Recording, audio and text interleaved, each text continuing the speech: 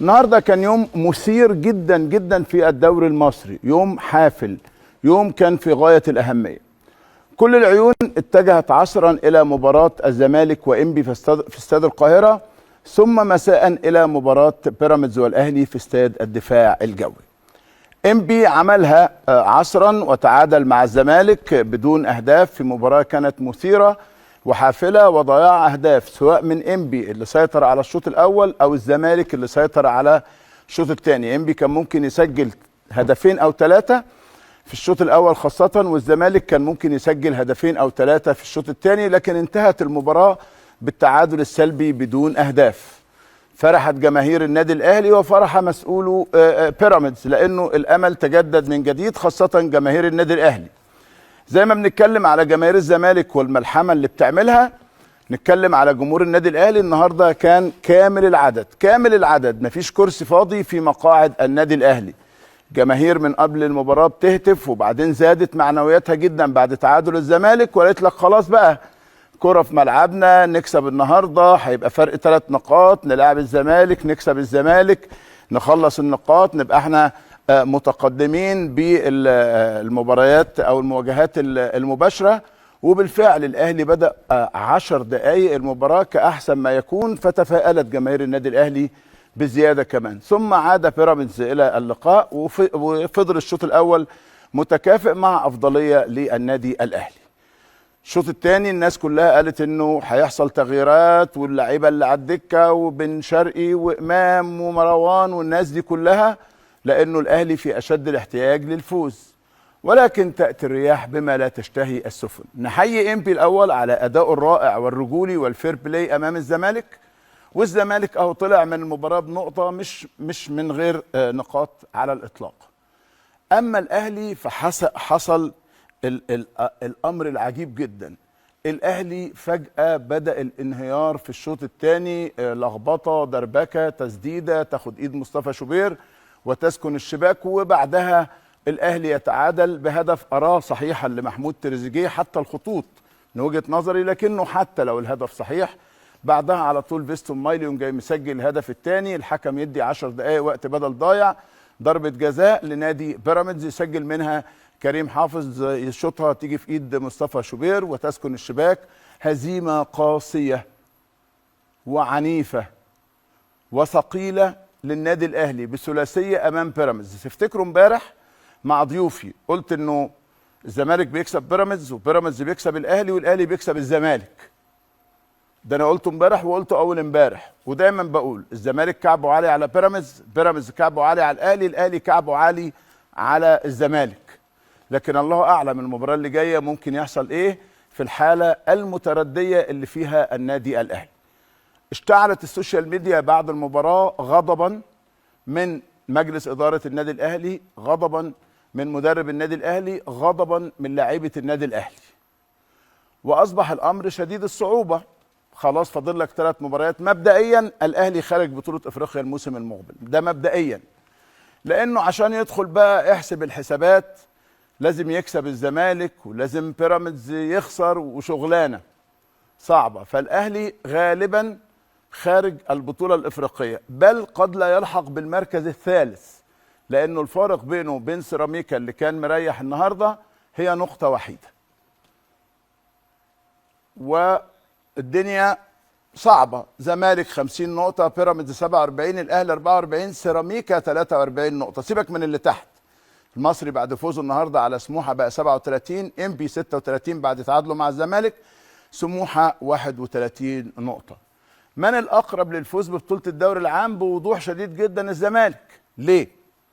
لانه الزمالك بيراميدز عشان يبقى بطل الدوري لازم الاهلي يكسب الزمالك، فالاهلي يبقى 47 بونت وبيراميدز يكسب مبارياته، لكنه الزمالك حتى لو تساوى مع بيراميدز في النقاط فهو البطل بفارق المواجهات المباشره، لانه فاز على بيراميدز ذهابا وايابا. وبالتالي الزمالك مطلوب منه في المباريات المقبله، عنده سموحه، فاضل له 3 مباريات، عنده سموحه وعنده سيراميكا وعنده الاهلي. حتى لو خسر من الاهلي وفاز على سيراميكا وفاز على سموحه وفاز بيراميدز بكل مبارياته، الزمالك هو بطل الدوري العام. فالزمالك نظريا هو الاقرب، لكنه الدنيا اتدربكت شويه. يعني مباراه الزمالك وسيراميكا مباراه مش بالسهله. الاهلي خلاص طلع بره المنافسه. اما نرجع تاني نشوف جدول الدوري العام، فالاهلي خلاص بره المنافسه رسميا. يعني نظريا ما زال عنده امل، لكنه 6 نقاط، باقي 3 مباريات. هيكسب المنافس المباشر يا سيدي الزمالك، هيبقى 47 والزمالك يظل 50. بيراميدز عنده مباراه يكسبها يبقى 50. فالامر صعب جدا جدا. الفرصه جت للاهلي النهارده انه يقرب بحيث انه يفوز على المنافس، لكنه ما استغلهاش. الزمالك جات له الفرصه النهارده انه يفوز وانه يبعد، لكنه ما استغلهاش. اللي استغل الفرصه هو بيراميدز. مش استغلها بس، ده استغلها وقعد وربع رجليه في مواجهاته مع النادي الاهلي. ده الموقف اللي موجود. يعني اخطاء بقى بالجمله في الاهلي، يقول مش هقول اخطاء في التشكيل او، لكنه المنظومه كلها فيها مشكله. السلام عليكم. النهارده بعد مباراه انبي والزمالك اللي انتهت بالتعادل، قلت المباراه دي ولهاش اي قيمه الا اذا الاهلي فاز، لان عادي يعني ان الزمالك يتعادل، مش هيفضل يفوز كل المباريات، وفريق انبي فريق محترم، والمباراه كانت قبل مباراه الاهلي وبيراميدز. فقلت كل الكلام ده ملوش اي لازمه. الناس اللي فرحانه بتعادل، اللي كانت فرحانه بتعادل الزمالك مع انبي، قلت مش ممكن يكون لي اي فايده الا لما الاهلي يفوز. وانا كنت شاكك في فوز الاهلي انا كاهلاوي. ليه؟ لان الاهلي ما قدمش السنه دي يا جماعه في الموسم ما يدل على انه قادر على الفوز ببطوله الدوري، او قادر على الفوز على بيراميدز. ما هو الماتش الدور الاول اتغلب 2-0، وادي ماتش الدور الثاني 3-0. والمشكله كمان ان الاداء كارثي، الاداء كارثي من كل ناحيه، وما نستحقش بصراحه ان احنا حتى نتعادل. لازم الواحد يقول الحق.